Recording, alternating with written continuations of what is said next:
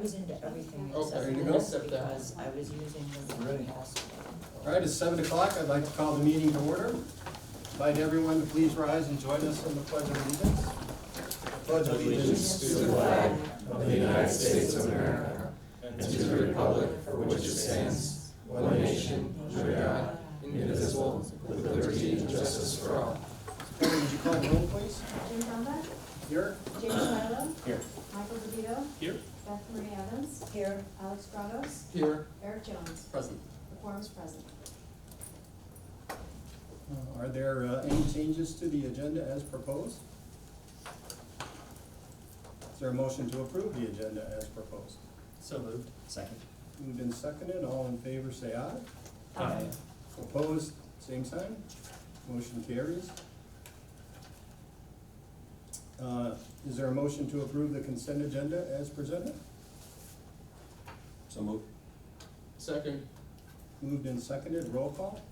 DeVito, Yes. Evans, yes. Grados, Yes. Jones, Yes. Shiloh, Yes. Brownback. Yes. Motion carried. Audience to visitors. Is there anyone in the audience this evening who wishes to address the board on any particular matter? No? Okay, we'll move on then to communications, correspondence, informational items, letters and newsletters, LUDA, ISBA, legislation. FOIA requests, there were, what, 2, and they've both been answered. Marketing season, I guess. We're coming. Committee reports. And there's a door. Are there any committee reports? Got a committee, well, 2 committee reports. I have Sports Boosters, which met this past Sunday, was their final meeting. They raised over $3,000 through the Give DeKalb County. They're really happy with that turnout. They are in need of help for their membership and marketing. They're gearing up for Taste of Black and Gold. And a big push is going to be having a whole slew of food trucks there is what they're aiming for. So to hopefully raise money for their sports boosters there. And apparently local sales have historically driven their profits. So more on that. And then Sport and Senate had its final meeting as well and reviewed the parking lots adjustments. There was no conclusive decision made with the parking lots at this time, so they're going to continue to remain as just first come, first serve. But Brian Swanson solicited feedback for the SHS school improvement plan that he's proposed. And I can have this shared with the board. He asked that I share it. It's just a really nice comprehensive overview of what the goals are for the high school in the coming year. He has it broken out, so I'll make sure that gets to Kelly so she can disperse that. Thank you. Any other committee reports? Okay, next item then would be Assistant Superintendent for HR. Thanks, Jim. Tonight we're going to hear from Student Services. So Lynn is going to kick things off for us, just give us some background, and then she's going to hand it off to Rhonda Graves to talk about Life School. Monica Mesenbrink's here as well, who's part of the Life School team. John Rowe couldn't be here. And then we'll hear from Little Spartans. Neve Welp is going to present on Little Spartans. So kind of the start of Student Services all the way to the end. But before that, I should mention that this more than likely is Lynn's last presentation to the board, as this will be her last year and she'll be retiring at the end of the year. So we think still. We've been down this road before and she's been back, but this time for real. So Lynn has been a great asset to the district, has been amazing. She's going to be missed, but I know she's not going far away, and she's going to be a resource for the district moving forward as well. I also see some special ed staff and related services out here as well. So with that, I'll hand it off to Lynn so we can hear about Student Services. All right, thank you. So I'm going to just do a brief update on Student Services. Like Nick said before, I pass the torch here to our bookends, which is life school 18 to 21 and early childhood, our little 3 to 5 year olds. So we'll start out with just a little bit about special education. It's governed by the Individuals with Disabilities Act for students 3 to 21. Special education is that specially designed instruction at no cost to parents that we do for all of our students that have unique needs, students with a disability. We're always looking at that free, appropriate public education in the least restrictive environment.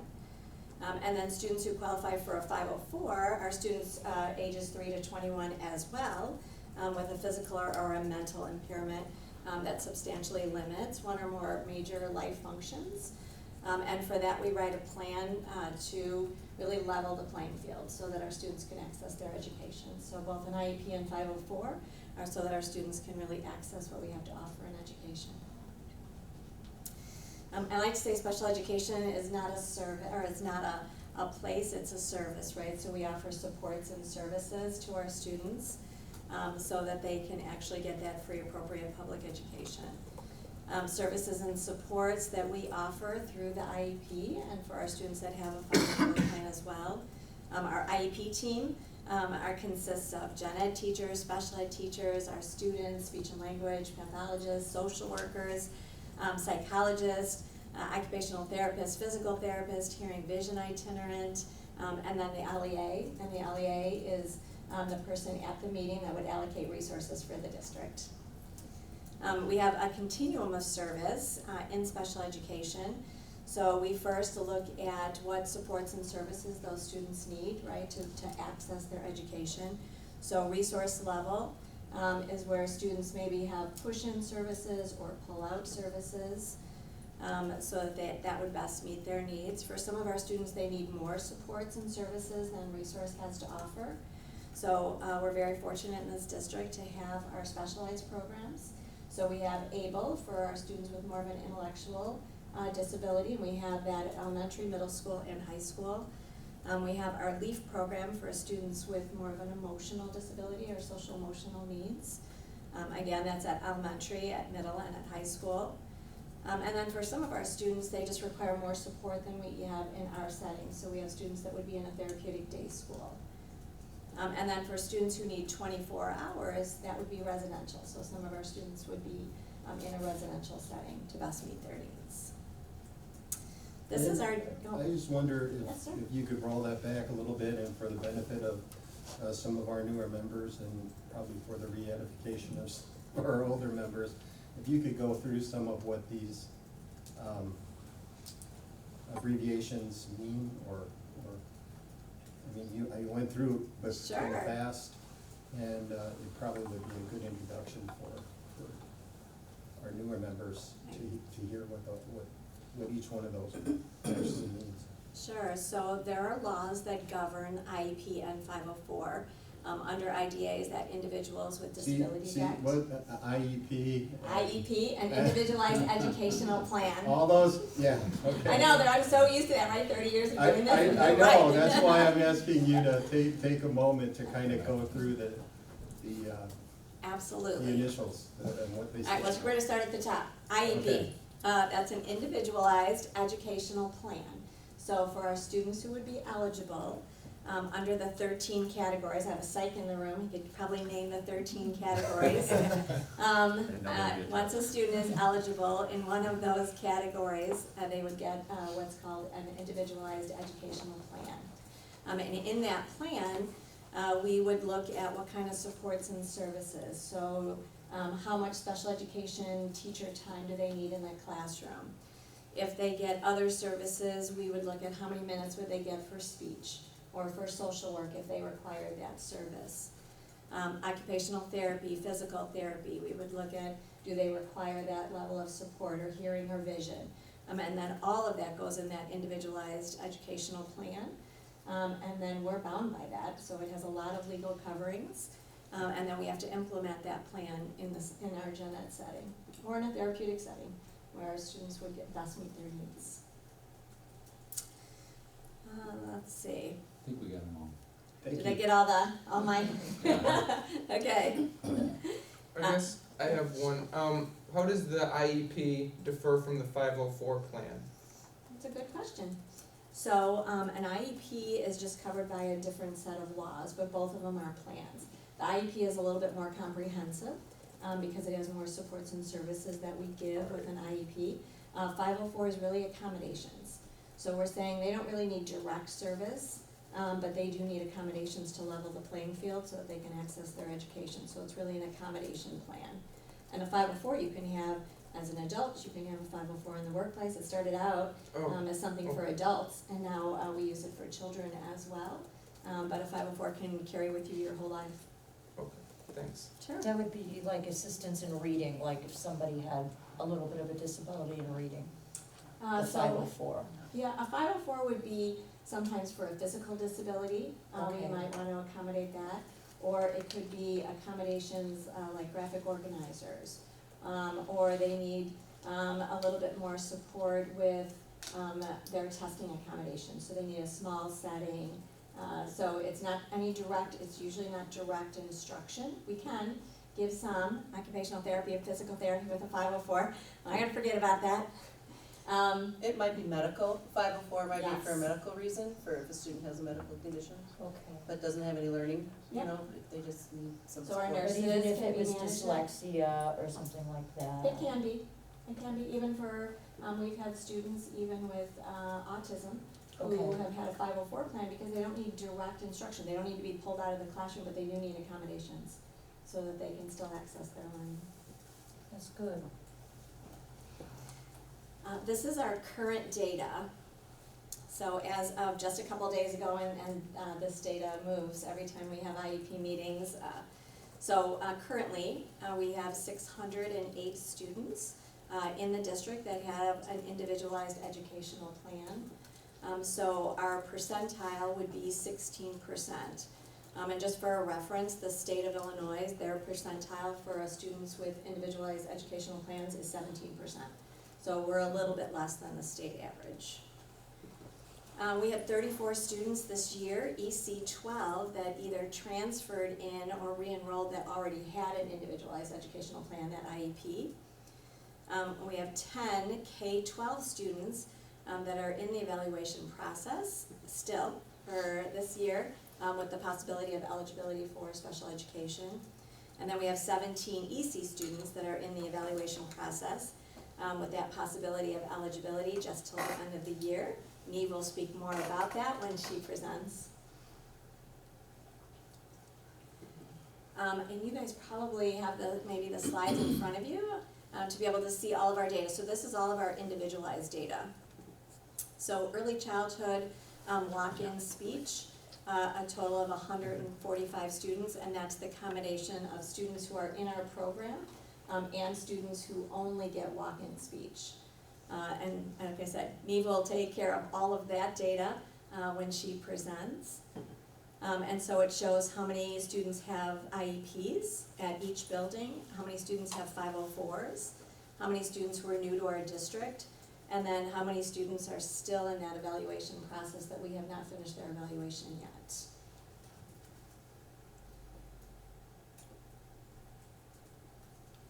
And this is our middle school data, our high school data, our life school data.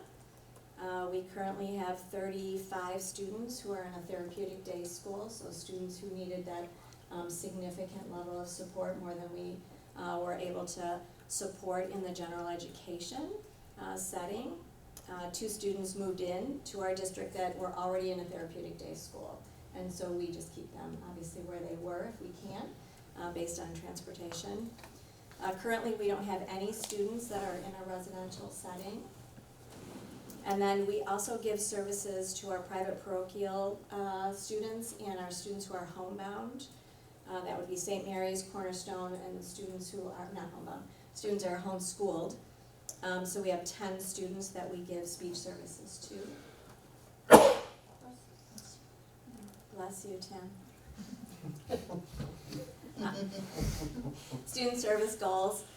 So these are goals that we are always looking at, so almost continuing goals for student services. which is that compliance to IDA and 504 law. So both of these plans have all kinds of legal coverings for our families, for our students. And so we need to always be aware of that so that we can be compliant, write legally compliant, individualized educational plans. We're always looking at writing measurable goals. So we look at all of the goals that we write for students so that they can make progress and be successful, right, in their school setting. We look at how do we provide those support services, accommodations, always looking at the needs of our students, being student-focused and students first. We started a facilitated IEP process, but it's something that we always just continue to look at. It's a collaborative process that we use for our IEP meetings, so that our families and our school teams and our students all feel like they're part of that meeting, part of that decision-making when we get to the end and decide on what those supports look like. We have professional learning communities and student service, just like the rest of the district. Our learning communities meet monthly as whole teams, so our psychs, our social workers, our speech paths, all of our SPED teachers at each level, our EC team, they all meet and look at their own professional learning growth. Social emotional learning, we've talked about that before here, SEL, being the floor for our students, always looking at that mental health piece for our students to grow. We do have a student service advisory, so it's all of our department chairs, our coordinators, and our team leads that meet monthly and talk about our goals and talk about where we're at as a district, and then plan and prepare for different things that our teams need to know. Creating a student service hub. So I'm sure you have seen the elementary hubs, which I love. Every elementary principal has a hub. So I have had a goal of creating a student service hub. So it's gonna get done. I only have 40 days or something left, I don't even know. But it is gonna happen, so we've begun the process. We have 3 meetings set up next week. I've already told Meg, the new director, all about it. I think that it would be a good support. So it would have all of our documents, all the templates that we've created over the years, all of the things for parents, all in one place, so that we wouldn't have to search for all of the things. So it'd be great for our special ed teams as well. And then our Little Spartans Early Learning Program is our fastest growing program. And again, Neve will talk about that when she does her presentation. Questions on that? Just a big shout out and a thank you to the student service staff and the Sycamore team. If you look at that, and I'm sure that there's many more part of our team, but our coordinators, special ed teachers, general ed teachers, psychologists, social workers, speech language pathologists, occupational therapists, physical therapists, nurses, counselors, paraeducators, our parents and guardians, building administrators, custodians, board members, and at the very bottom are probably my 2 assistants, which is Neely Berger and Tiffany McFeeder, so I can't do this job without all these years. So big shout out to everyone on our team that works together for our students. And like I said, we're very student focused in this district, which I have always appreciated. And how do we work for our students to be successful? What we look like, feel like, and be like when operating at our ideal best. I just added a few pictures from our ESY. We're about to have ESY again when our students are learning and our students are growing and our students want to come back to school every day. ESY is extended school year. It's Thank you. Thank you, Ron. You You're are so right. I literally So, have your back, Lynn. You literally have my back right now. ESY is extended school year, which is a program for our students that have an individualized educational plan.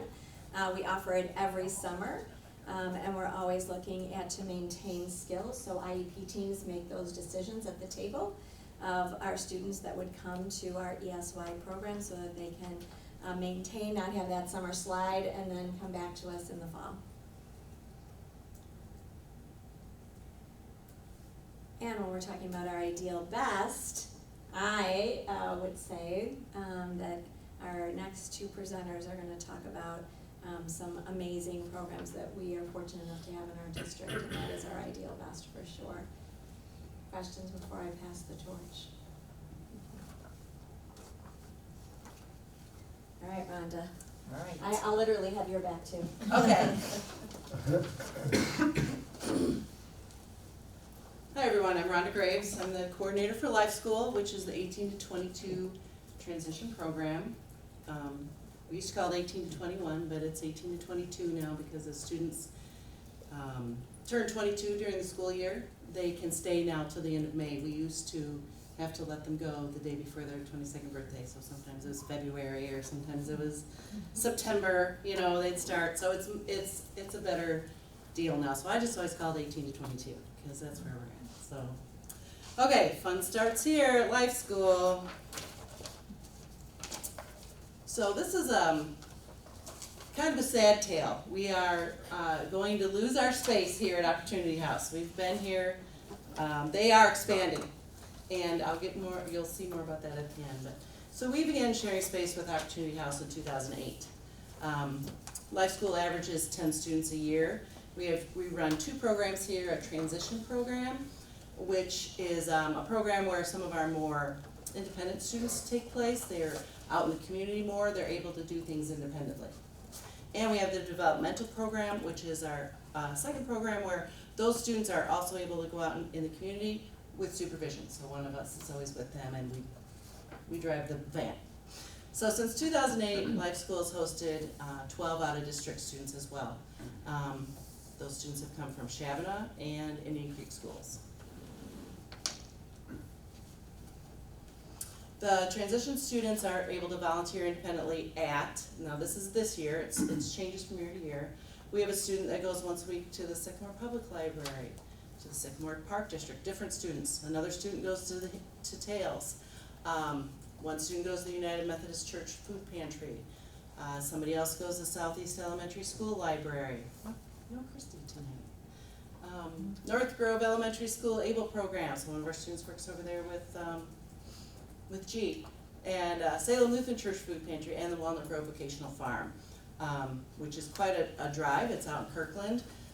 So right now our student that is volunteering out there independently does have a driver's license. So that's the first time I've been at Life School that one of my students has a driver's license. So we are taking him now in our van, but over the summer he's going to be employed out there, and he'll drive.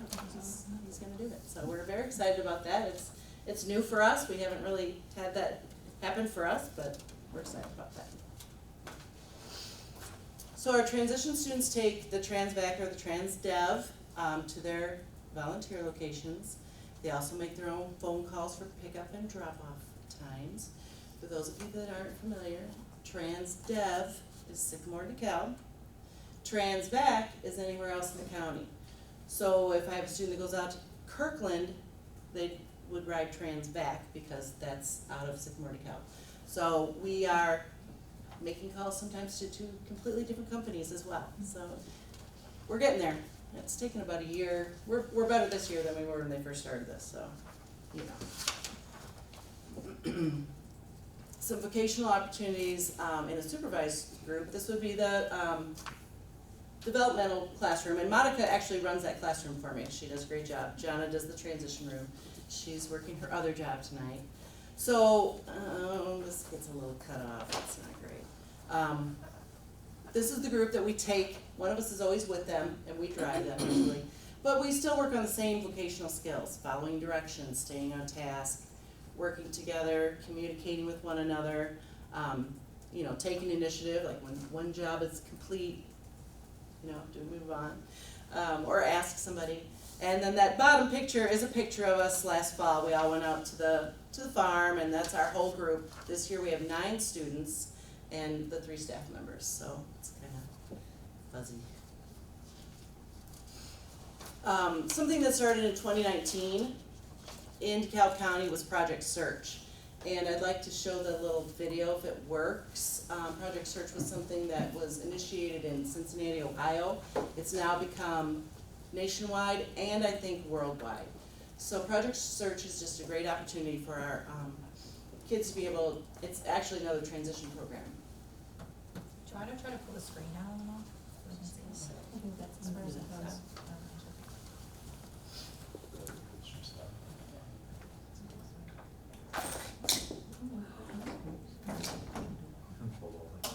Now watch it roll up on Yeah.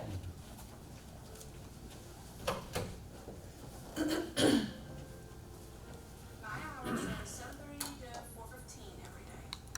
Inside one of Cincinnati's top banks, you'll find new employee Edie Ballman crunching numbers. However, Edie's journey to getting hired at Fifth Third Bank's central file room is different than most. She has a disability, autism, but that didn't stop her from pursuing her goal of getting a full-time job after high school. I've been using good organizational skills, being part of a team, and giving good eye contact. Edie joins a growing list of graduates from a program that started at Cincinnati Children's called Project Surge, the brainchild of Aaron Riley. I was the nursing director of the emergency department here at Cincinnati Children's.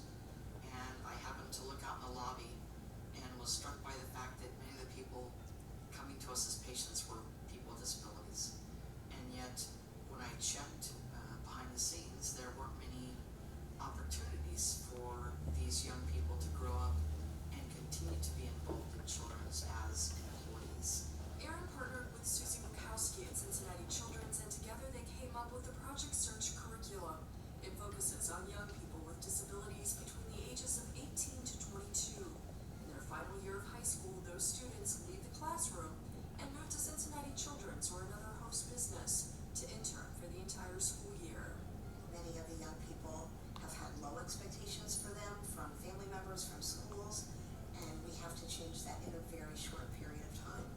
And so we're looking at things like grooming and hygiene, communication, problem-solving skills, independence and time management.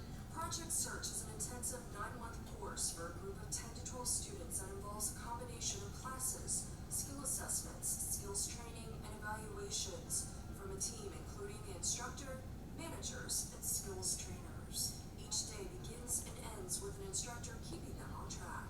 We would do a lot of reflection in Project Search every day. At the end of the day, we come back and I'll ask them, what did you learn about yourself today? What can you take from today and improve tomorrow? Because I feel like that's so important.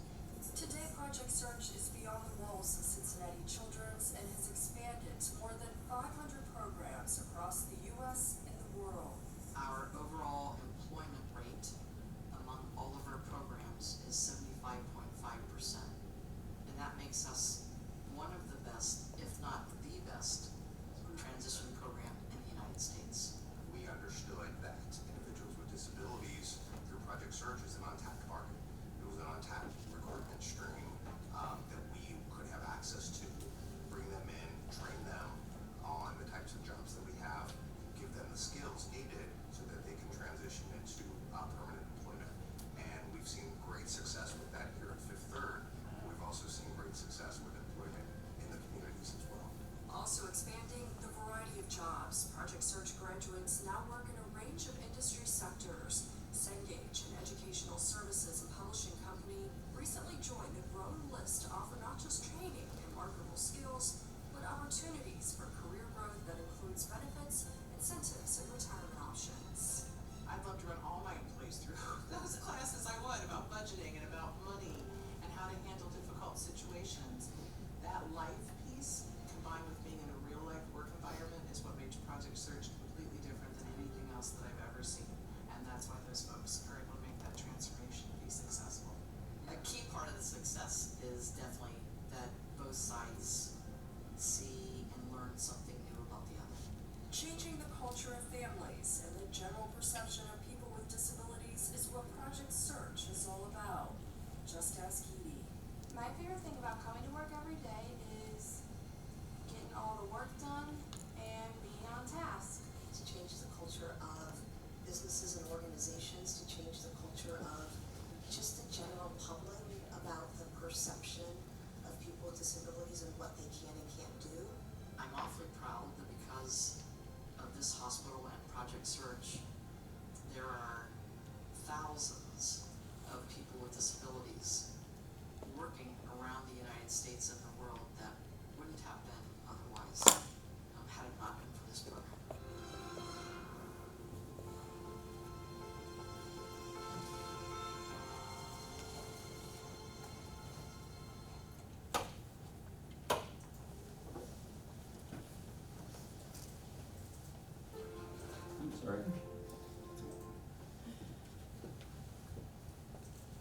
So since the Project Search was initiated here in DeKalb County in 2019, Life School, Sycamore School District has sent 12 students to Project Search. They go through an interview process and an assessment day, so it's kind of a big deal to get accepted. And we're pretty proud of those kids. Sorry. That video is so good, I'm gonna watch it again, Rhonda. Got you a little too. So, and in DeKalb County, our Project Search runs through Northwestern Medicine, so it's based out of the hospital and the wellness center. And the other partners, or the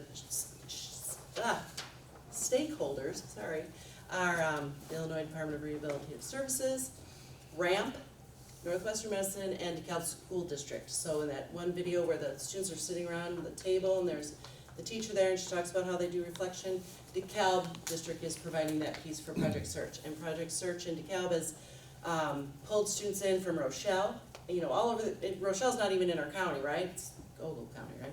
But they've been able to expand and really make it an opportunity for a lot of students with disabilities. It's been wonderful. And those are agencies too that once a person with disabilities is an adult, like my students are all adults, right? They're all over the age of 18. It's good for them to be connected to an agency of some sort, either through the state of Illinois or through an independent service provider, because if they ever do want job searching help or even independent living help, they can fall back on those agencies, and Project Search sets them up with that. Those agencies are with those students throughout the year, so they really get a good working relationship with those, more so than they do when they graduate from me, and I tell their parents, here's some agencies we really need to get your student or your child, your young adult, with this, their names have to be in these agencies. Otherwise, if something catastrophic happens to that family or their caregivers, where do they go? So that's just another good piece of it, that they are able to connect with those agencies right there. All right. Okay, so this is sort of what's happened to us in our space here at Life School. It's just the progression of adult services in Illinois. The dates are approximate. I tried to do a little research, so this is coming from my memory and the internet. So, in 2008, Life School students could, upon turning age 22, we'd have an IEP meeting with Opportunity House, and Opportunity House would say, yeah, if their parents say yes, they can come to us in the fall or over the summer.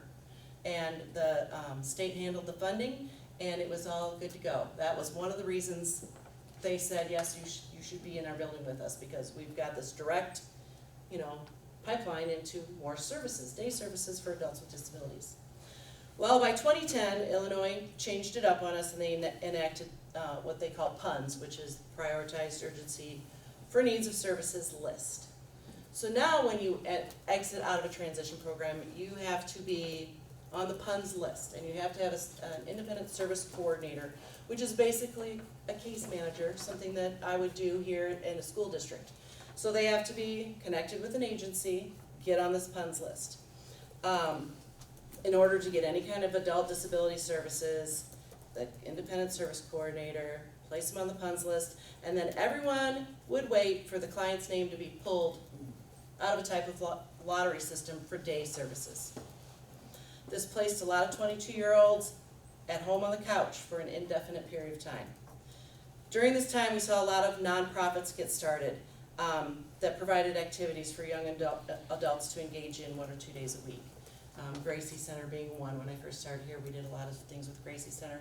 Gracie Center no longer even exists. It was just something one of the parents started to help her daughter, and some other people with disabilities have something to do during the day. So after COVID, or during COVID, by 2020, the laws and mandates have changed again. The PUNS list still exists. My students have to be on the PUNS list to get services. But businesses like Opportunity House are now able to offer private pay for day services. Families and adults with disabilities no longer have to languish on the PUNS list if they have the money to pay OH directly for services. Some of this funding is already provided to the person with a disability via Medicaid. So now Opportunity House is bursting with new clients. It's very exciting to see how many new people are in this building every day. It's sad for us because they need our space. It's extraordinary that these adults with the disabilities can have access to day services, but like I said, we're gonna lose it. Brings us to the present and the situation of finding new space for the Life School Transition Program to reside in. We are extremely proud of the program we've built. We haven't done it alone. All of you have helped over the last 15 plus years, and we hope that our new space is as good or even better than the space we've occupied here at Opportunity House. All right, any questions?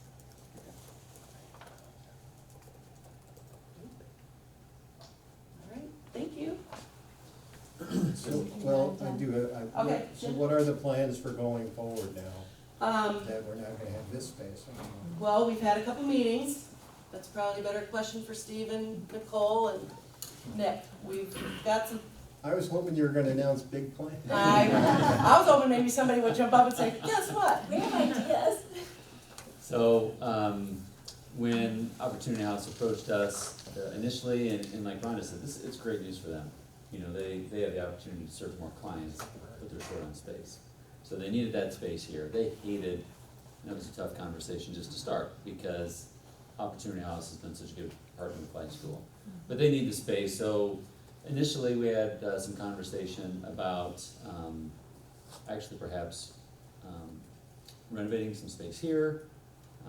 But then we also looked at the district warehouse. That seemed to be a really awesome fit until we started to dot all the i's and cross all the t's, and it became very cost prohibitive because the warehouse is not set up to be a school. It's not set up to be an instructional space. So the cost rose dramatically in order for the regional office to sign off on the permit in order to hold instruction there. So we looked at a couple of opportunities. We've talked, one fallback could be moving to the high school at least temporarily. That's not ideal. It's an instructional space, but these students have graduated from the high school. You know, they've moved on. So while that might be temporary, that's not our desire to be a permanent space. So we do have at least one, and actually a couple of spaces that we're looking at. We're touring one on Thursday. One of, I think the Friends of Opportunity House and Friends of Life School has approached us, and they have a space that may be suitable. One of the questions we have is, what does that space look like? What's it gonna take to get up to snuff to be an instructional space as well? So we're touring that Thursday, and then have another place or two that we've looked at and are doing some investigation on. So I think, I'm gonna say this, Tim, don't take this the wrong way. Worst case scenario is finding a space temporarily at the high school to provide support for those students. But that's not ideal. And Rhonda and her staff have been awesome in understanding what Opportunity House needs and the time it's gonna take for us to find a permanent location. One of the ideas we would have to run this by the Regional Office of Education also, is actually looking for a home, like a 2-bedroom home. The idea is to prepare these students to live independently and to find a small 1 or 2 bedroom home. Obviously they wouldn't live there, but those rooms are needed for instruction, you know, spaces for them to kind of socialize, you know, kitchen, a bathroom, things like that.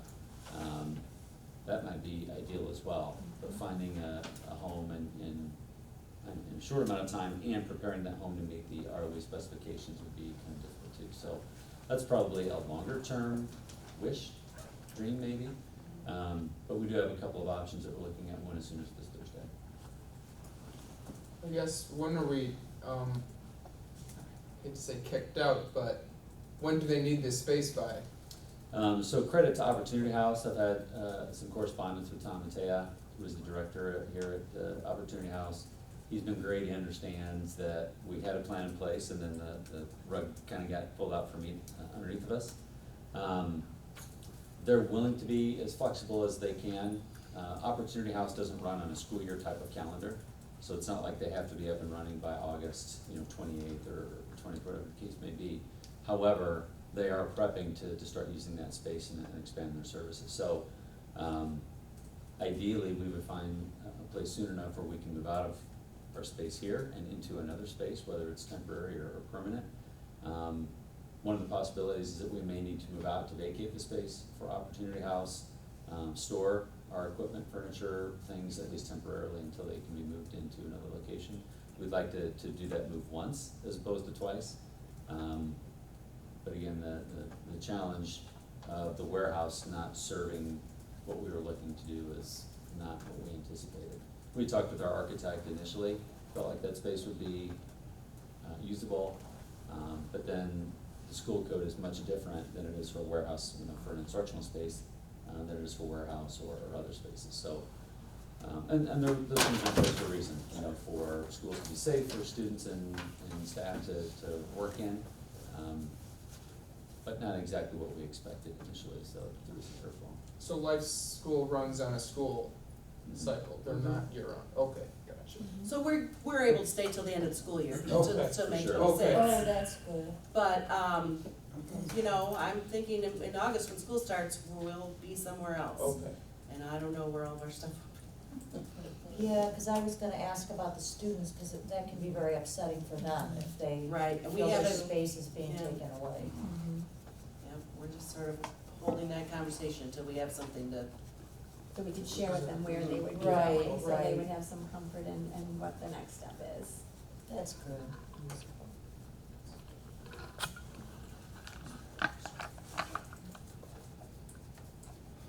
Any other questions for me or for Rhonda before we shift gears? Oh, I do need to do one shout out that I didn't do. While we're talking about transitional and vocational, so our high school did a transitional forum this year for our students that have an IEP. And out of the 9 students, we have 6 students who have competitive employment for this summer. So 2 at Upstaging, I think some Camp Maple Leaf, and then Bed Bath & Beyond. So I told the high school that I would give them a shout out for competitive employment for our students with disabilities that are now in our community. So I think it's awesome, and it fits right in with you, Ren. good. Yay. And you'd be happy about that too. Now for our littlest learners. Hi, guys. I have the little, okay, so I guess I'll stand right here. So the Little Spartans report, I'm Eve Pope, I am the administrator over Little Spartans. And I'm just here to kind of give you a brief overview of our program, and of course throw in some pictures. I did not put in as many pictures as last year. So Little Spartans program is an inclusive community-based preschool program that's developmentally appropriate learning through research-based and play-based curriculum, which makes us a little bit different. Not than all preschools in Sycamore, but a lot of preschools around here, we focus on a play-based and developmentally appropriate curriculum for our students. We're run Monday through Thursday from 9 to 11:30, and then in the afternoon from 1 to 3:20. The difference of the time is transportation. We have to end a little bit earlier for transportation. And we also access and follow the same district curriculums. Creative curriculum is a play-based curriculum for preschool that our teachers use there. We follow the Illinois Early Learning Standards. And then we expose our students to district curriculums that they're using. Second Step, which is an SEL curriculum, social emotional learning curriculum. The Xander handwriting curriculum that we use, which some people use, some people don't use.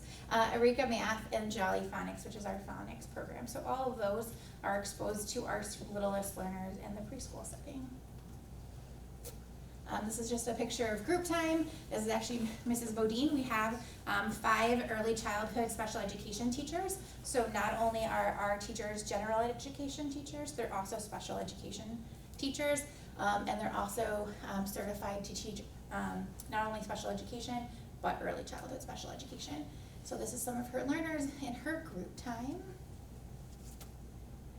So basically, kind of, Lynn has covered this a lot tonight, but just kind of re-going through that free and appropriate public education applies from the time that student turns 3 through their 21st, but now 22nd birthday. And we need to identify by screening any child who has special needs and need related services prior to attaining their 3rd birthday if they're in early intervention. So if early intervention is a 0 through 3 the day before their third birthday. Illinois likes to be really specific with their birthday deadlines. And we have an obligation, a legal obligation to screen any child before they turn 3 that is in early intervention. And we get that list from the state. I'll talk a little bit more about that data and how that's always a continual thing as we go on. And then children are receiving special education and related services in a classroom with non-disabled peers in their least restrictive environment that's appropriate to their needs. So that least restrictive environment needs to be that student's least restrictive environment. That's individualized to each student and what their needs are. That environment can look different for all students. And then we have this Illinois administrative code that we have to follow, and that least restrictive environment has to be 70% of the students need to be without that individual education plan, so that without that IEP. So that kind of factors into a lot of our data. So we need 70% of our classroom to be in the model we are currently running our tuition-based peers from the community. So many different ways to play. This is my friend Elsie, my friend Latham, and they're just painting and having fun in school. I told you I had to bring some pictures. Okay, so here's a lot of the program data, and this is a little bit different from last year. So I decided to put on the board slides what I presented to you last year when I was here. Last year we had 90 students. This year, as of 5/1, when I turned my slides into Kelly, we had 131 students. That is those are numbers coming to preschool, not walk-in speech. Last year we had 52 tuition-based students. This year we have 80. Last year we had 38 IEP students, so that individual education plan, and this year we have 51. Last year we had speech IEP students that I didn't break down for you, that was 25. This year it's 23, 8 who have speech services in Little Spartans, that's their only related service, and 15 in our walk-in speech that come from other local preschools or homeschools. And we do have, we did add an additional classroom in August of 2022 to help meet our needs, and we do have one student who's therapeutically placed to meet his needs. Some more pictures. So on our playground, we have a very inclusive, very friendly preschool playground. It's gated, it's on the back of South Prairie, and it is wheelchair accessible as well, and we have a lot of fun. Every kid, as long as the weather is nice, has a half hour of outdoor playtime as part of their program. So community-based screeners. I had a goal last year to increase our community-based screeners, and we blew that out of the water. I had to look at the number of what we screened last year, and last year we screened about 30 students for services through advertising to our local preschools, our libraries, our doctor's offices, and I came here and said one of my goals is to make sure that everybody knows that they can receive screening from the school district. Well, I think we have now served, so far this year, we've screened 56 students. So that's 26 students more, that's almost double. So I think we were able to get the word out. I still think we have a ways to go, which I know might seem a little shocking, but a ways to go, and really partnering with our pediatricians' offices. We have definitely been able to build relationships with our local preschools. They definitely call me, and sometimes call me a lot, depending on the problems they're having with some of their students are at this time, and then also kind of reaching out to families that aren't accessing anything to have their kids screened. So I just broke down all those numbers. In August, we screened 7 students.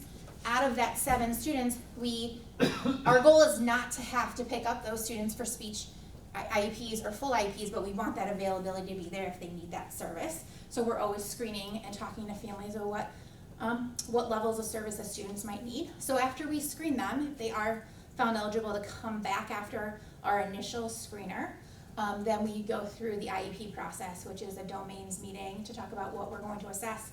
We do a play-based evaluation, and then we come back for our eligibility meeting and creating an IEP if necessary. So though we have a lot of meetings, I guess that's the answer. So that's why we don't go to school on Fridays. We have a lot of meetings, and we haven't been able to stay on Fridays this year. We've had to move to other meeting dates as well. So as you can see, every month we have a pretty good turnover of finding students who need our help and want to come join our program, and we welcome them. So the number of students, and then down here, if they're actresses, I don't know, that's not the right word, but we basically just have not fulfilled all those. We're still in the process of evaluating some of those students as we get further on in the months. Tabletop toys. So kids love to play on the floor, and we love them playing on the floor, but a lot of times we have time for tabletop toys. So these some of our friends, Summer, who's actually our program's nurse, we share her with South Prairie, Ashley, who's very helpful, and then another friend in our morning classroom. So that's kind of helpful. Early intervention transitions, that's kind of what I was talking about a few minutes ago. We legally have to screen anyone who's in early intervention, who is about to turn 3. So this last school year, we screened 12, and for 6 of them were given full IEPs, and 4 of them were given speech-only IEPs. 2 students did not qualify out of those 12 for any services with our district, and out of the 4 who qualified for speech, 3 of them registered as tuition-based students, so they could register and come to preschool during the day. So they were receiving their speech services, but they paid a tuition. Students who have IEPs do not pay us a monthly tuition at all. So for early intervention for the next few months, as you might have just heard me say, we screened 12 all of last year. This is a little bit more than 12 to come. So we have 3 in May that we need to screen. Sorry, not screen. We need to do full, complete domains, play-based, and evaluations. Anyone coming from early childhood gets an evaluation automatically. They're not screened for service. So I apologize for that. May, June, July. So this number is just kind of growing as we see the need in our community. One of the reasons the number was lower last year is out of COVID, not as many people were in early intervention. That Birth to 3 program, due to the fact that it was remote, they didn't have therapists available to go in the homes, so their early intervention is seeing a very big uptick in people enrolling in their program, which is helpful for us to have more of an ability to find that child-find obligation that we have as a district. Next year's numbers. So as of right now, today we have 105 students joining us for next year. I will tell you by the end of the month, that number will probably look like 120 students by the time we kind of finish out a lot of our outstanding evaluations that we have going on that Lynn mentioned in her slides. And as of 5/4, our waiting list we have for next year for tuition-based students is 31 students. So 31 people were interested in our program and just didn't have the opportunity to get on our main list. We closed registration in February in about 3.5 hours. So last year it was a few days. This year it was 3.5 hours that we closed our tuition-based splats for next school year. So it's very hard conversations with parents that, you know, when you're 3, you don't know you need to register for preschool in February. So we worked really hard with communications and Lauren Holtz to partner up and make sure we advertise that, tried to get that word out that we do register for preschool for students who aren't even 3 yet, would be 3 by September 1st in February of the previous year. So I want to just kind of update you on some of the goals that we had from last year. We had some book studies that we wanted to do and they are ongoing. As you know, book studies are very exciting, but they are the thing that takes the back seat when school's here and there's a lot of little people. So we're still reading those book studies and want to bring them into next year. Increase social media presence. Lauren was very nice and was making every school a social media platform page. That goal is pretty easy to check off because she did it for everybody. And continue to partner with Oscar Jr. in a full day option for 3 to 5-year-olds. Courtney Walls is an amazing partner to work with. We have a great working relationship, and now we have about just over 30 students that are going between Oscar Jr. and Little Spartans every day. And that number grows, and she's been very flexible this year. We've had a lot of family things happen to some of our families, and she's been really able to work with some of those families and provide some, even just shorter term care to make it work for some of the families that were going through some life events. Advertise our community screener program. We did that. We showed that we were able to advertise and get more students screened, and we'll continue to do so this coming year. Support the transition to kindergarten for our 5 elementary buildings. I'm not sure if you have heard, but we had a lot of successful nights for kindergarten kickoffs. And we were able to do a data-driven screener for our kids for the first time coming in to kindergarten. It's the Brigance, that's what we use to screen all our kids that come to our screenings, and we brought that to the whole district for anyone who wanted to sign up for a kindergarten screener. And we were really able to partner and kind of help screen our kindergartners, so we hopefully have a better picture so we can support them going into kindergarten this year. And then continue to take 4Cs, or continue to apply to take 4Cs.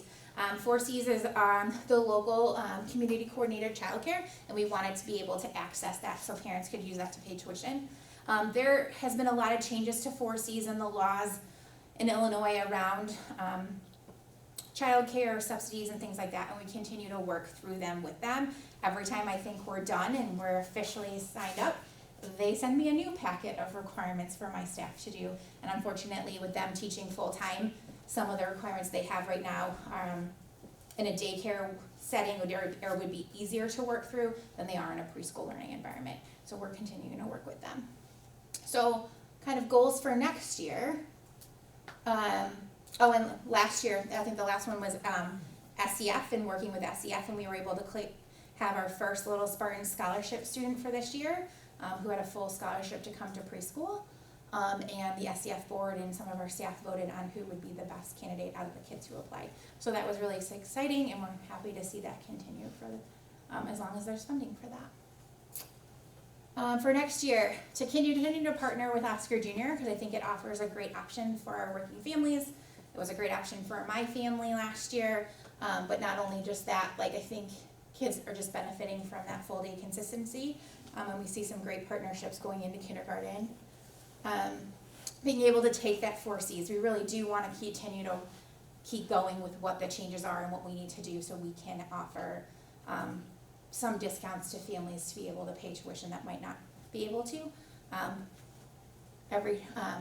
Allie, who works at Nicole's office, is very, very helpful to me. She keeps track of all the tuition payments for us and then working with families. So we're not turning anyone away, we're just working on how to best meet their needs to still meet paying that monthly tuition. And then we were able to start a partnership with a grant with StarNet. StarNet is a training organization that's designed for preschool, and we were able to get a grant to do some additional training with our staff this year. And we've just applied for any grant that they have put out there this year. I think you've heard about some of those, and we are just hoping that we get some more in the future. But we did get a training grant, so that was exciting.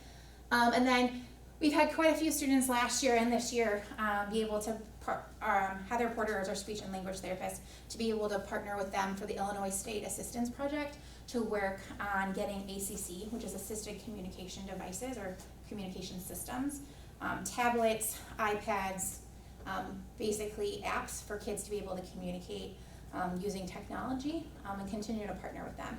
We were able to bring them in for 5 students this year, and we hope to grow that number next year if we have the needs for the students, and kind of continue to work with them. That's kind of it. I just have massive thanks to all my team. They do an amazing, amazing job every day. We have some very, very talented teachers, paraprofessionals that I tell Nick all the time, when I'm down a paraprofessional, it's definitely harder sometimes than other times, but they're a great asset to our program. Tara's one of our PTs that she pushes kids beyond what I sometimes I'm like, Tara, they're gonna cry, and she's like, that's the point, they're working really hard, they're trying really hard. And OTs and CODAs that we have, speech, everybody is a big team and they work really, really well together. And we just have, my goal is to make the start of school for kids who have special needs and just our tuition-based students a positive learning environment. We want them to grow, we want them to be the best learners, we want to grow Sycamore learners, but we want them to have a positive start to school and have their families have a positive start to school. When you have a child who has a disability, it's a tough road to start off at times with the information and the amount of things people are telling you. And we want to be someone who can help guide them and make school something that's fun, rewarding, and successful. Any questions? Yeah. how much of the need do you think we're addressing in the community? Like how big do you think, unbounded, how big could the program grow? Well, I think space is gonna bound the program. So I think there is definitely an untapped need. I think there's a need that we're not tapping, that families that we're not accessing that can't afford. So we always, and we talked a lot about this last year with you guys as a board, kept that tuition to be the lowest in town and around, so we can meet that need. But there is a need that we are out there that families just, that $195 goes to groceries, or that $195 can go to something else. And I know that, so that's kind of why I think the community screener, to make sure we're not missing anyone who could qualify for special education services. And that's really why we want to continue to work with SEF for the scholarship and for 4Cs. I don't want to take away from any public or private preschool that's around. I think that my goal is for everyone just to go to preschool. I don't care where you go to preschool. I just want you to go to preschool and have early intervention of any type. But I do think that there's quite a few students out there that we are not serving, and aren't going to be served. Look for something else. Some of them just want a public setting. They don't want something that's associated with religion, which is some of our local preschools. So if they don't want that, then I give them an option of something else locally they could look into that might not be that. But we could be serving a lot more students if we had space and staffing to do so. What is the $195 the cost per week? No, Is it's that per right? month. Okay. Yeah, the monthly tuition for preschool, that does not consider Oscar Junior as a separate price. Okay. And then do students of district staff get higher on the priority list for this, or is it? No, Okay. so everybody. Nope. Nick and I had to Okay. get one. Okay. And we know that very well. Nick and Nicole might have been very much at their computers to make sure the website didn't crash that morning. Yeah, no, we, unfortunately, we wanna be equal and an equal program to anyone, so yes, Nick and Nicole register like everyone else. And we have to prove residency. And prove residency too. And fill out their questionnaires of their children, all that stuff, they did the same thing. Okay. Gotcha. Yeah. Ms. Pope, so first of all, I just wanna commend you for what you do, and like, I'm sure you know from last year's, I have so much respect for this program and for Oscar Junior and for what it does and how it serves the community, and like Eric, in, you know, being concerned about how, I guess, bound it is. I guess I'm just wondering, so is the option for overflow, like if you can't get through on the wait list, is it Oscar Junior then? No, so Oscar Junior, you have to be in Little Spartans to attend Oscar Junior. Okay, so you have to, wow, So we okay. have made that partnership together, and just so it's fair to those families, and that they obviously fill up. So we have like 131 kids. Oscar Junior is serving daily about 30 kids. They are able to take a little bit more depending on the day, because not everyone's signed up for the full 4 days. Has there been any progress with that early childhood grant for the facilities? Yeah, we were not awarded the early childhood building grant. Okay. We were not deemed to have enough of the qualifications that they were looking for in a district. They were given to some more at-risk districts, I think is that the right thing to say? Yeah. At-risk Yeah. district, yeah. Got a few more questions. Sure, I don't yeah, wanna you're good. monopolize it. As far as the redistricting goes, I know that one of the schools that probably is gonna be affected the most is also where Little Spartans is based out of. Do you see any issues or any potential constraints that this will further limit your ability to grow? It will limit our ability to grow. We have an evaluation room right now that we could move into one more classroom, and then we would, Oscar Junior and Little Spartans would have no more room at that point. So Tom Rucker, who's a principal at South Prairie, we've walked the building multiple times with Mark, who's obviously the director of buildings and grounds, and everyone else, and we have one evaluation room that we could turn into a classroom, and then Oscar Junior and Little Spartans is tapped for space of where they are, and we know that. Gotcha. And so the biggest constraint then is it's space, is not staffing? Or Oh, it is would be both, yeah, no, it's both. Well, So it would be finding a qualified special education early childhood teacher. At this time, you know, this would be a good time of year to post if we were gonna move forward with an additional classroom, and then obviously finding para support. And these kids also have PT needs, OT needs, speech needs, so they have other things that come with them and making sure we're equipped to meet those needs. That's not as much for our tuition-based students, they just get the pleasure of the gross motor activities and all those other things, they just get to play along with their friends.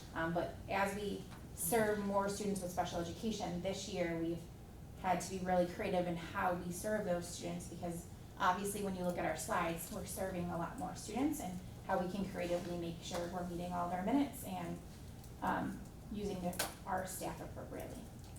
do you have any idea? And I know your goals here address a lot of points, but one of the big ones is that's not on here is organized growth, which I get because you have a restraint. But if you could put a fifth goal on here that is growing the program, what would you see? Do you have any ideas of opportunities that the district might be able to take advantage of to help that? No, I think we can continue to look at grant opportunities that are presented by the state. The governor currently is very interested in early childhood education. There was just a presentation put out on Friday night. That's 2.5 hours long. I can tell you I'm an hour and 15 minutes into it. Just in case anyone had watched it, I wanted to be prepared for your questions.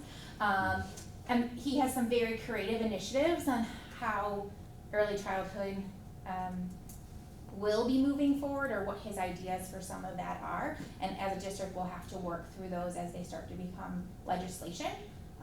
Obviously, I always want to be one step ahead of legislation, right? So if we think it's going to come down the pike, how do we plan for that? How do we work through that? And I think that will be just partnering with our leadership team and our new special ed director, and to meet the needs as they come to us from a legislative point of view. And then I think it's just continuing. I'm never going to turn a kid away who needs special education services. If I have to turn my office into something, we'll do it. Like, we'll figure out the need and the space to meet the need. And my team is right there with that. I think it's just, we will have to start taking less tuition-based students moving forward, because we are gonna be landlocked in our building. Yeah, but can we do that and maintain the 70-30? Well, I mean, that's. that was gonna be my question, Yeah. is whether we can continue to maintain. So then that's kind of where we struggle for next year, is that 70-30 number, right? So, I have had talks with our Mrs. Red, everybody, like Lynn, everybody's aware that we are gonna keep having to work towards that 70-30 number, and kind of hope that we can stay off the state watch list and not go forward. But if we run out of space as a district, we're gonna run out of space, and we're gonna have to just talk to the state and see what they're able to help us with that. Does the state allow some movement there? I not without, I think, being maybe on their reporting list that we'll have to turn in additional data and plans to. So we are always gonna keep trying to hit that 70-30 number, but. Is that anything that the governor has plans for? So that was a really interesting part of this kind of webinar. Obviously, these people are coming from all over, but there's a lot of, David Leahy, who's he runs the Illinois Principals Association. He spoke at this and had a lot of points of, we need the funding to meet the need, but we also need the staff, and we need the support before things can go too far rolling down the hill, to be able to do that. He has some really creative ideas on his action plans of meeting needs in local preschools or different things like that, which is all very exciting, but for staffing purposes, funding purposes, ISB would need to catch up with some of the ideas, and we'll have to wait for that to come out. And that'll be July 1st, right? We'll have a really clear picture, I expect, because I know when I was talking with Representative Kiger, he was talking about how the proposed budget at least had allocated funds for early childhood. I don't know the exact breakdown, but yeah, but what I'm hearing is that early childhood funds might be going to more daycare, community-based centers, and not becoming flowing through school districts. Okay. So I don't know that we're gonna be up for the How first big? round of funding. So I think that, I feel like every day it's changing, right? So I feel like my job is to stay on top of it as much as I can, and kind of subscribe to all the listservs and all the things that ISD puts out to try to keep on what, it's a fast moving area right now. I'm not gonna say it's not. It has a lot of, state push behind it right now. So how do we stay on top of it and still meet the need, so we as a district are in compliance for what we need to do for students? What's the required teacher to pupil ratio in that setting? So that, our goal is to keep it under 15 students per teacher, and each of our teachers, due to the needs of the classroom for that 70-30 ratios, have 2 paraprofessionals with them. So we do our best. Right now, I will tell you, our rooms are not 70-30 ratio. They won't ever be at the end of the year, because we just have made too many, we've met too many friends at that point. And do you know what kind of funding off the top of your head the state provides for the students who do qualify for services? Yeah, so we do through get an IEPs? early childhood special education grant that is applied through the special education office every year, and there's funding to cover this, not all of them. It's $7,000. Yeah, I was gonna say, it's $7,000, so it's not much. $7,000 per pupil for the year? No, $7,000 total. for the whole grant. The The whole grant is Okay. $7,000. So For that's what, everybody? Well, Nicole, you probably would know the funding we get for students with special needs, but the grant itself is just $7,000. so that is the area that they were addressing. I think they're going to continue to address from the state perspective of the funding. Color me pessimistic for state funding. Yeah. Not just based on their history of providing funding for Me too. education in general, but as far as allocating it to a district like ours and how they treat our district relative to other neighboring districts from allocation standpoints. But I guess I'm struggling to understand how the program can grow based on how it's currently funded. Because if we're collecting $195 per student, $2,000 a student, I mean, that's $30,000 per classroom just for one teacher. We're not gonna hire a lot of staff and run a successful program and grow a program if we can't even pay for the staff that we need to put it in there. Again, without cannibalizing other programs, you know, I don't know where that funding comes from. So I guess if you had to prioritize, is it running a successful program for a small number of students and keeping funding as low as possible, or is it raising tuition to be able to grow the program to meet the needs of more students, and which direction? Sure, I was gonna say, make sure we meet the needs of kids would be the lower tuition. If we grow too high, that's the calls I get every day. I can't even afford a tuition right now. How does my student get access to early childhood education? I say Head Start, which is a government subsidized program, and that has a waiting list. So those kids are just not getting access to those services. I think, you know, we need to balance make sure we're meeting our community need and making sure we're in our legal compliance with that 70-30, and doing the best we can within that to meet the needs of those students. So right now, we know that we have space for one more, and then a classroom if we were given permission to move forward with that in the future, and that's where we would need to stop until there's a federal or state mandate to take preschool for all funding. So, and that we would have a different conversation because we would be mandated to do so, and we don't know if there'll be funding behind that mandate. And we would have an early childhood center, a whole center for early childhood. Well, could we tier tuition based on family income, or is that is that not allowed, or is just not used, for the early childhood program? It's not that it wouldn't be allowed. I think at this time, we are just looking at making sure it's accessible to everyone and keeping it at the base price. Because that's just for the 2.5-hour program. That's not on top of what parents are paying for Oscar Jr. to make a full day a week of care. So there's a lot of government research right now on pricing families out of a daycare service, right? So if you have young kids, or know of anyone who needs daycare to make a 40-hour week, you're paying someone a decent amount of money to do that. So there's a lot of local initiatives to keep daycare is open and accessible for working class families. I don't disagree, I know what daycare was Yep. 12 years ago Yep. with some other people in this room, so I can only imagine what it is today. I just know that from a district standpoint, there are very few programs where we can charge anything to help compensate for that expense. It's very limited.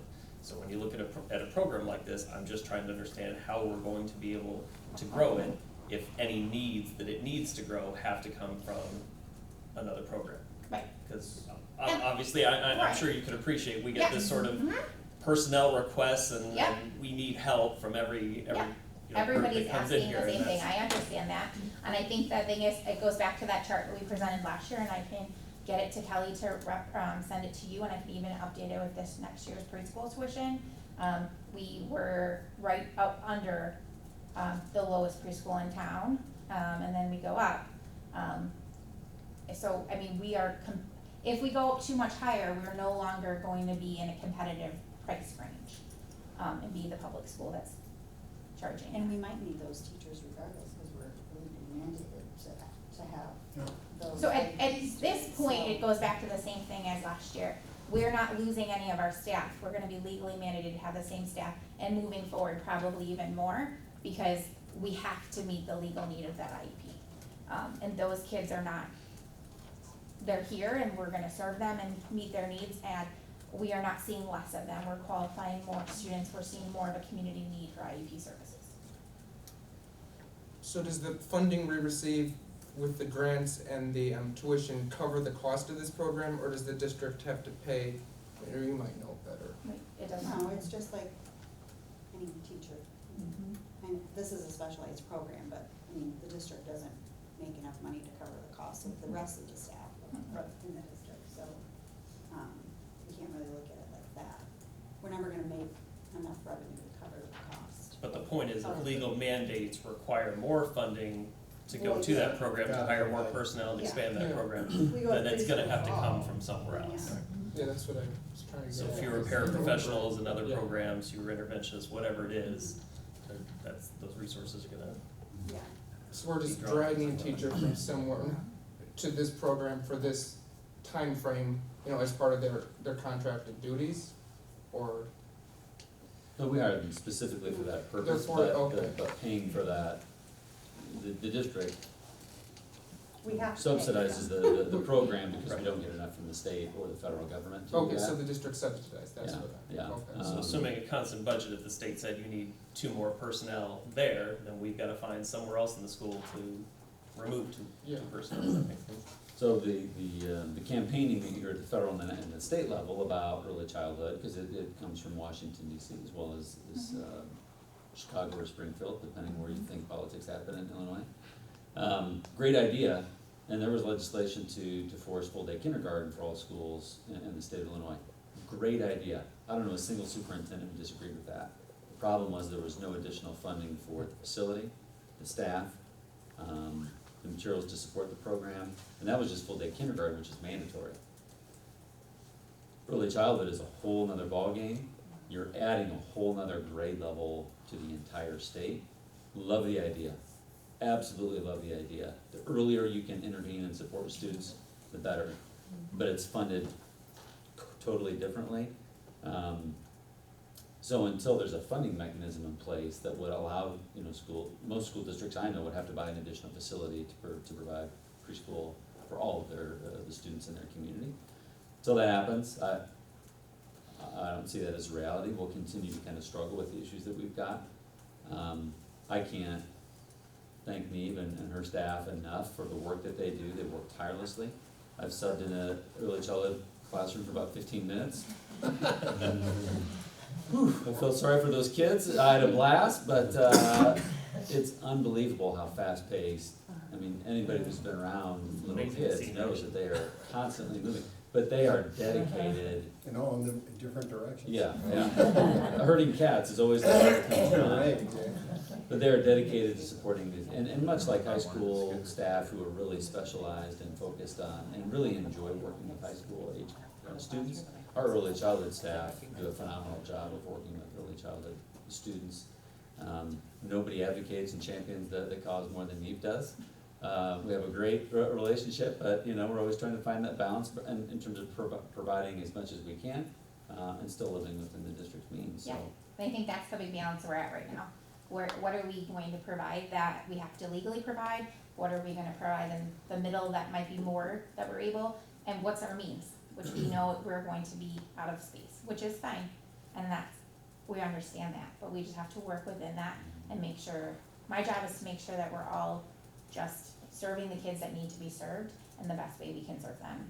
And then still provide options for our community kids to still come enjoy playing and having fun and being together. And our community kids learn from our students who have IEPs, and our students who have IEPs learn from our community kids, and it's beautiful to see, and they are super great advocates as they go through our school system for their friends. Take either side of this coin. I hope you don't think I was picking on you, Dee. Oh, no, you're That's for the fine. benefit of just everybody understanding the situation. I'll pick on Mr. Rucker for a second. I joked, he got his presentation in February, and they said no questions, and I said, I don't think I'm ever gonna get out of a board presentation without a question. So no, I appreciate your question, I appreciate your dialogue, and I also appreciate that I know that we definitely don't have the funding, and I wish there was a magic spell that we would get it, and that's why I'm gonna continue to watch what the state's doing, so we can figure out how we can best allocate. You know, there's some grants out there right now that we're just not equipped to go to a 5-day program, right? So don't leave this room and don't think I didn't look into that, but we're not equipped to go to a 5-day program, space-wise, transportation-wise, staffing-wise. And there's some grants out for that, but we're just at this position, not at this juncture, not able to move forward with that kind of grant. Yeah. Anything else? I tried to be quick. Have a great night, thank you. Thank you. Thank you. Unfortunately, I think what the superintendent was talking about is a situation that's all too familiar to us, which is unfunded mandates. Great programs, but you know, they can put all the great programs out there they want, but if they don't give us the money to run the programs, they're really toothless. So you'll find, especially for the newer board members, you'll find as we go along our paths here, there are a lot of unfunded mandates, and there are some mandates that just take the life out of your budget because you have to pay for them, but yet there's no money, extra money coming from the state or from the federal government. So, and before we move on to the next thing, I just wanted, Lynn, if you would just maybe stand up for a minute to let us recognize you for your service. There will be awards later in the month, spoiler alert. But since this is your last meeting, I'd like to take this opportunity on behalf of the board to thank you for your service. You have been blessed with a great staff, and you've had a big part in hiring those people, so you get some of the credit for their good work. But appreciate the fact that you kept us level for the last 8 years, and it's a tough job. It's a very tough job, and you were able to do it with great aplomb. So we appreciate it. Thank you very much.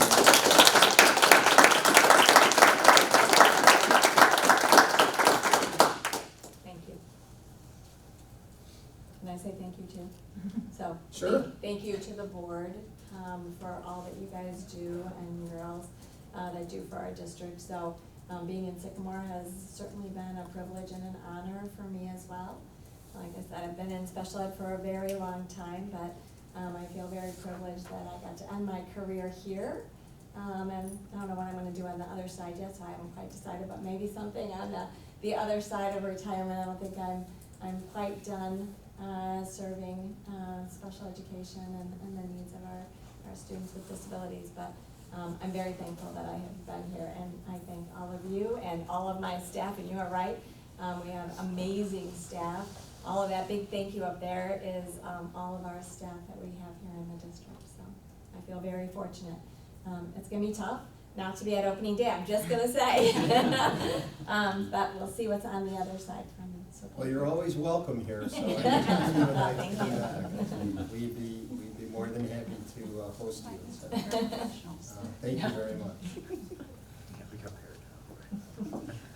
You've got to follow that now. You just get the future focus this month.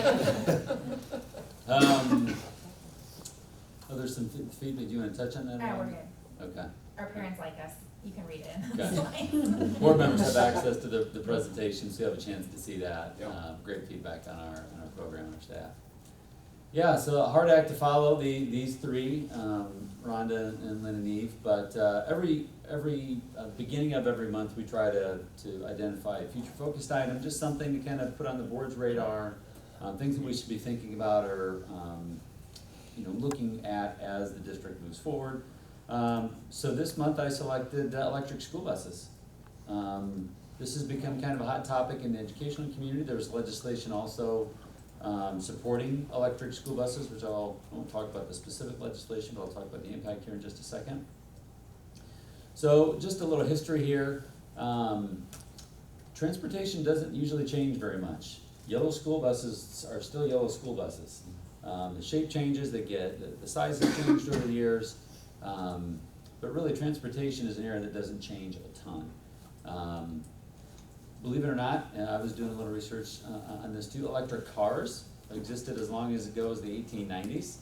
But the technology to support cars on a wide scale or large scale basis really didn't happen until the 21st century. So they're appealing because of the decreased carbon footprint, the more environmentally friendly and more sustainable than vehicles that use traditional fuels.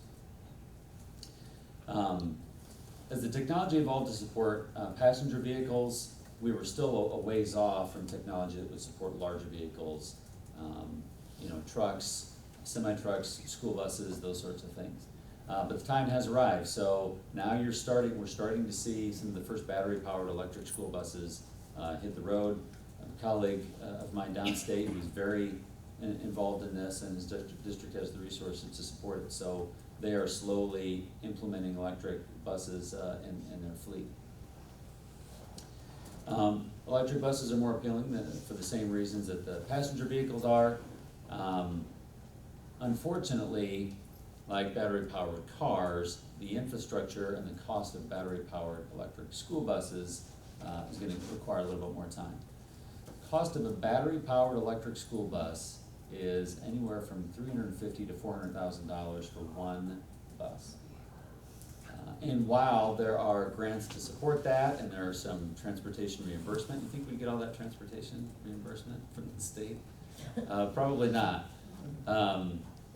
Transportation is reimbursed, the purchase of vehicles, buses, is reimbursed over a period of time. Reimbursing at that cost is just not gonna make it feasible, especially when you compare that to a regular school bus now that's in the $80,000 to $85,000 range. You get a little bit cheaper, a little bit more expensive. But a traditional fuel school bus is about $80,000 to $85,000. In addition, I've spoken to colleagues who are interested in this. The cost of just installing the infrastructure to support electric school buses can be upwards of $1 million. And while there is grant funds available for that as well, it doesn't cover nearly the whole cost. Our fleet is about 30 buses, if I remember correctly, 25, 30 buses, something like that. And that's just route buses. It's not the activity buses. It's not the vans, obviously. Yeah. So you can imagine the cost of just installing the infrastructure to do that here in Sycamore. Unfortunately, because of that, we are not at a place where we're even having that conversation. I get those emails, I'm sure Nicole, and I know Lacey Lance gets those emails and gets the information. It's something that I think that we need to look at and keep on our radar, but this is a ways out in the future, at least for us. So this truly is future focused. This isn't imminent at all. We'll keep it on our radar, and if we get to a point where we think the prices come down, installing the infrastructure is gonna be more feasible, we'll come back to the board and have that conversation. There's a grant that just came out late yesterday. Uh-oh. Which I didn't even have a chance to talk to you about. $400 million grant through the Clean School Bus Program. So Lacey and I are actually gonna look at that. I don't know if we'll qualify, but we're gonna look at that. application and see what it looks like. But it's to start trading in buses to have that clean and zero emission, school buses, so. I don't know, we'll see. Never know. We'll see, you never know. But yeah, just came out late yesterday, so. Cool, we might have one sooner than I Look thought. at that. We'll see. We never qualify for anything though, so. Right. The whole time that I was reading this, I kept saying to myself, I wonder how these are in the wintertime. That's Do what's. we know anything that's what's- about the winter Exactly.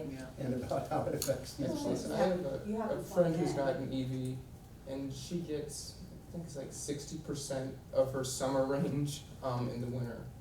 So, So, I yeah, I know it assume a definitely, reduction. I know for cars it definitely has that effect. I assume it'll have a similar effect on the buses, but one of the problems we always have with our buses is getting them started in Yeah. the winter. Which Right. we plug our buses in the winter anyway, so, I mean, we do have that, electricity out there, but I don't know what it looks like as far as. Well, it's probably You not probably need a 240. bit more.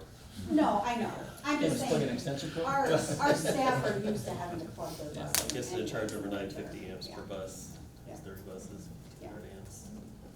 Is there ever any talk about hybrids instead of going all the way electric, like moving to a hybrid? Because the weather is concerning. Our weather, I don't know how an electric vehicle is gonna work so great in really cold weather. In fact, coming back from, the Quad Cities the other night, I saw a couple of them during the rain. We had some really windy weather, and they were on the side of the road, and they didn't have their flashers on. One was a Tesla for sure, but I just wonder if they would consider moving to hybrids before full EV, because hybrids don't have to be plugged in like that. I'm not aware of I that. haven't heard of That's a it. question that we can ask. Yeah, a hybrid like a passenger vehicle that uses a little bit of both. Yeah, that way it has that backup Mm. if there'd be a problem, you have the backup of the fuel, but you'd still save a lot if you had the battery as well. Yeah, that's a good question. I don't even know if they make hybrid buses. I don't, I think right now it's just the propane, natural gas, and then now the electric buses. Yeah. But it would be nice for you to keep an eye on how the fleet from your friend downstate does in the wintertime. Do you know what our Yeah. longest route is? Our Miles. longest route, close to an hour probably, But in miles. going miles. At least Yeah. 8, because you used to come to my house, and I'm 8 or 10 miles away. Right, I mean, at least went out to Claire and then all the way out. It looks like they have about a 100-mile range. Yeah, no, and I think, if we were to ever move forward with that, it would be something that we would keep local, like, it's Keep nothing in we would town. send out on trips or anything. I think at least for sure at the beginning, just to make sure that we can, keep them within range. And as technology advances, maybe they get to go farther. My colleague downstate will be a good measuring stick because they are a large, in terms of square miles, school district. Not many kids in town, so we'll see how far the range is. What about for driver's ed? I know DeKalb, I saw got a grant for $50,000 to buy an electric driver's ed car. Do we pay for our driver's ed car, or I can say there's a payment stick, or is that just, We had it historically. okay, Brandon was doing some stuff. then I don't know if it'd be, can't really beat free, so. Yeah, yeah, no, I don't see us being at the cutting edge of this. No. no, and I don't think it's something like we were fixing our entire fleet, It's No. something, No, but it's interesting to keep But tabs yeah, on if you it. just, if you have a couple of them that, And I do think the price will come down. Yeah. I mean, we see Teslas coming down every day. I don't see the cold weather being that discouraging for most of the reports I've seen online. The cold weather doesn't affect the battery Ours use only that was much, pushing out $400 million, so. we have hard winters. Yeah. I was gonna say, they have a lot of other benefits for the cold weather. Well, You it- pointed out they don't have to be plugged in, in the morning to get them warmed up. Yeah, it may be better than, what we have, is I guess what I'm Diesel saying. maintenance, I don't know. emissions Yeah. maintenance. Yeah. Because you can start them remotely and have it heated by the time the driver arrives. If it's plugged in, you can have it, Anyway, Well, man, I'll drive more often.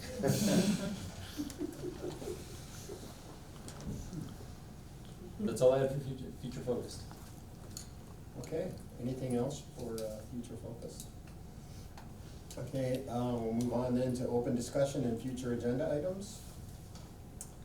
Discussion issues. I had a topic I thought was interesting, was maybe something about OpenAI. I don't know if we've chatted about that as a future focus item.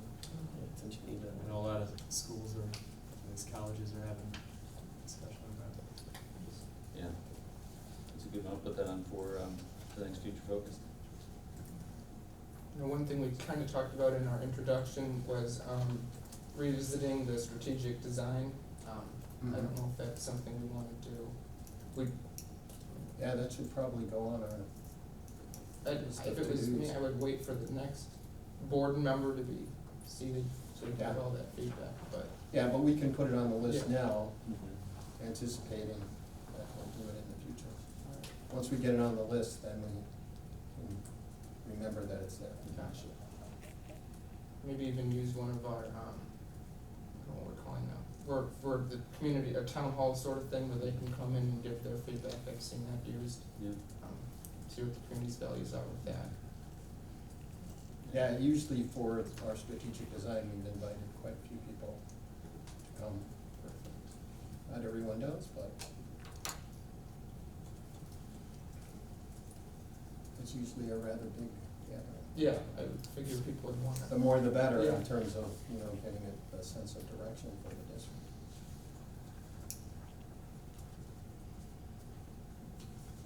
Other issues, observations, questions, future agenda items?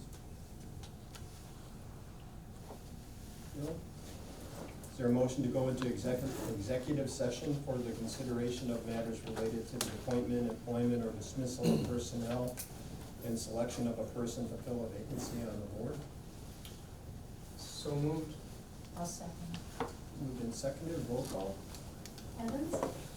Here. Stratos? Yes. Jones? Yes. Shiloh? Yes. DeVito? Yes. Dombeck? Yes. Motion carries. All right. We'll adjourn for executive session, and then we'll return here for our final votes.